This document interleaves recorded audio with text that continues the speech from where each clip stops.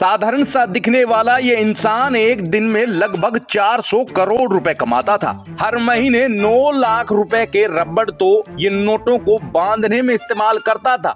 एक समय में ये व्यक्ति गाड़ियों की चोरी, नकली टिकट और फर्जी डिग्रियों का काम भी करता था। लेकिन जब इसका समय बदला तो हजारों करोड़ों रुपए के नोट चूहों ने कतर दिए। नोटों को छिपाई गई जगह पर सीलन की वजह से भी नोट सड़ने लगे। पूरे देश और दुनिया में आज भी ये चर्चा में रहता है। दोस्तों, हम जिसकी बात कर रहे हैं वो है कोलंबिया का पाब्लो एस्कोबार, यानी ड्रग्स की दुनिया का बेताज बादशाह। कैसे एक साधारण सा इंसान पैसा कमाने के लिए अपनी हदें पार करने लगा, कैसे जुल्म की दुनिया में अपनी छाप छोड़ने लगा। एक गरीब पिता का गरीब बेटा आखिर कैसे देखते ही देखते ड्रग्स की दुनिया का भगवान बन जाता है। अपने पैसे और रसूख के कारण वह अपने देश की सरकार को अपने हिसाब से चलाने की कोशिश करता है। तो जानना तो चाहेंगे ना आप इस इंसान के बारे में, तो बिना देर किए गोगिलियो चैनल को सब्सक्राइब कर लीजिए। यहाँ होगा हर वीडियो आपके काम का। तो चलिए शुरू करते हैं। साउथ अमेरिका का एक देश कोलंबिया। 1 दिसंबर 1949 को जन्म होता है यहाँ पाब्लो एस्कोबार का, जिसकी माता होती है टीचर और पिता होते हैं एक साधारण से किसान। पर नन्हे से पाब्लो का सपना देश का राष्ट्रपति बनना था।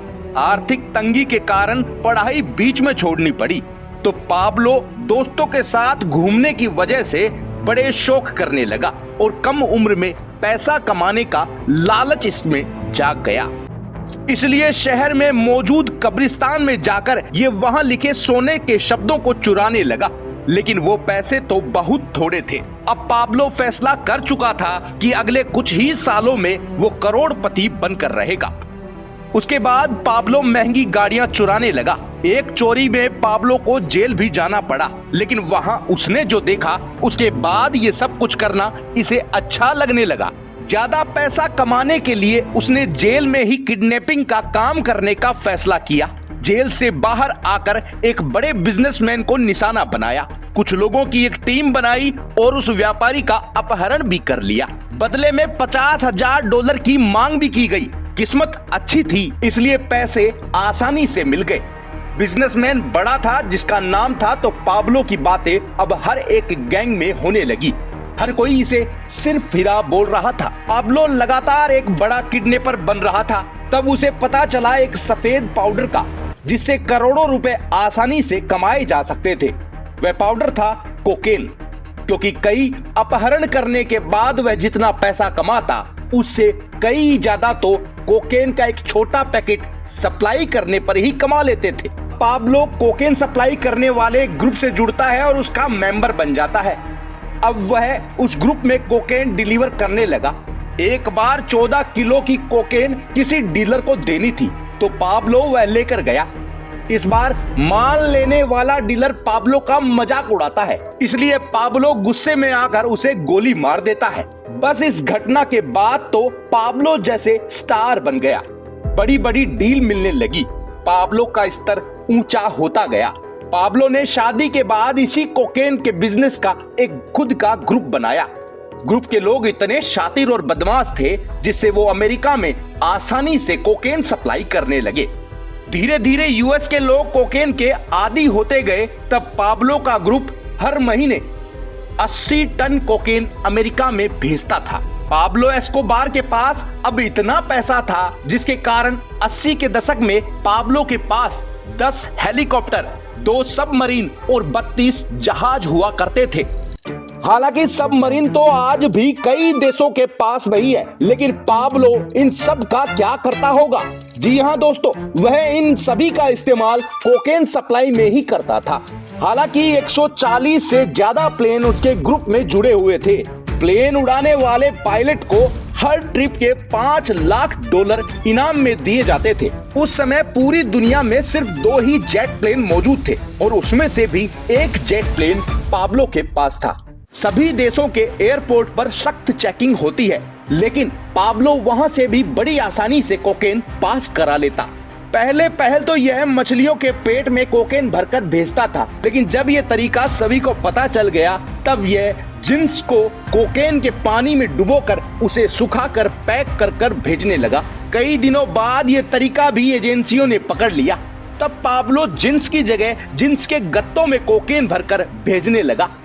जांच तो सिर्फ जिंस की होती और उसके गत्ते फेंक दिए जाते और उसके आदमी वहां जाकर फेंके हुए गत्तों को कबाड़ी के भाव खरीद लेते और कोकेन निकाल लेते। दोस्तों, पाब्लो एस्कोबार के इस आतंकी ड्रग्स ग्रुप का बस एक ही उसूल हुआ करता था, पैसा या गोली। ये नियम सरकारी लोगों के लिए, सरकारी अधिकारियों के लिए था। मतलब या तो उसका काम होने दो, अपनी कीमत बताओ, या फिर मरने को तैयार हो जाओ। पाब्लो अब इस ड्रग्स की दुनिया का बेताज बादशाह बन चुका था। इसके पास इतना पैसा था जिसको रखने के लिए इसने 800 घर खरीदे। जब ये सभी घर नोटों से भर गए थे तब जमीन खुदवाकर नोटों को दबाया जाने लगा। इसकी रईसी का एक किस्सा ये भी है कि एक बार कहीं पर बहुत ज्यादा ठंड पड़ने लगी थी और ओढ़ने को कुछ भी नहीं था, इसलिए ये पाब्लो अपने परिवार को गर्म करने के लिए नोट जलाने लगा। सुबह पता चला तो 16 करोड़ के नोट वो जला चुका था।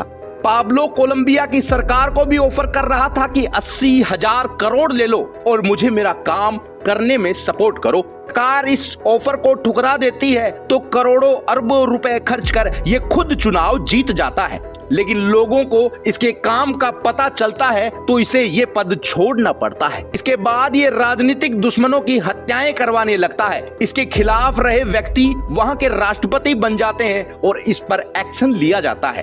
पाब्लो पर जेल में जाने का दबाव बनाया जाता है। तब पाब्लो देश के सामने अपनी कुछ शर्तें रखता है। वह कहता है कि मैं अपनी खुद की जेल में रहूंगा, इसी देश में रहूंगा। सरकार मजबूर थी, इसलिए इसकी बात माननी पड़ी। कुछ दिन बाद इसको दूसरी जेल में भेजने का ऐलान होता है। इसे पता चलता है तो ये खुद की जेल में बनी सुरंग से भाग जाता है। अब सरकार को ये मिल नहीं रहा था, ऊपर से यूएसए का प्रेशर भी था। तब दोनों देशों ने 600 लोगों की एक टीम बनाकर इसके पीछे लगा दिया। 1 दिसंबर 1993 को पाब्लो का जन्मदिन था, तो पाब्लो ने घर फोन मिलाया। वहीं पर 600 लोगों की टीम इसके पीछे लगी थी। फोन करने से इसकी लोकेशन पता चल गई और अगले ही कुछ घंटों में पाब्लो को ढूंढकर मार डाला गया। दोस्तों, कई सालों बाद इसके घर की एक दीवार गिरती है तो उसमें $18 मिलियन निकलते हैं। पाब्लो ने कहां कितने पैसे छिपाए थे उसके बारे में सिर्फ उसे ही पता था। तो ये थी पाब्लो एस्कोबार की सच्ची कहानी। आप कमेंट कर बताइए कैसी लगी। लगातार देखते रहिए गोगी लियो।